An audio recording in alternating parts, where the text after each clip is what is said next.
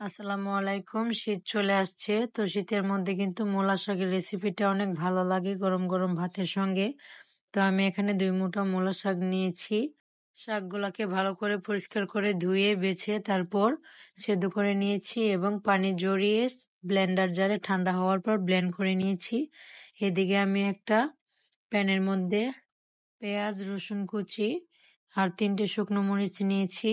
তো পেঁয়াজ রসুনটা ব্রাউন কালার হওয়ার আগ পর্যন্ত আমি ভাজবো। আর এদিকে আমি বারান্দায় চলে আসছি 2-3টে কাঁচামরিচ নেওয়ার জন্য আমার গাছ থেকে। তারপর আমি এখানে ব্লেন্ডার করে রাখা শাকটা দিয়ে দিলাম আর কাঁচামরিচ 2টাকে মাঝখান দিয়ে কেটে দিয়ে দিয়েছি। তারপর এখানে 1/2 চা চামচ হলুদের গুঁড়া দিয়েছি আর স্বাদ মতো কিছুটা লবণ দিয়ে ভালো করে নেড়েচেড়ে মিশিয়ে ঢাকনা দিয়ে ঢেকে কিছুক্ষণ রান্না করব। এই শাকগুলা কিন্তু রান্না করতে বেশি সময় লাগে না। তো আমি ঢাকনা উঠিয়ে আবারও ভালো করে নেড়েচেড়ে মিশিয়ে নিচ্ছি। তো আমার রেসিপি যদি ভালো লাগে অবশ্যই লাইক কমেন্ট শেয়ার করবেন এবং অবশ্যই কিন্তু মূলা শাকটা এইভাবে রান্না করবেন।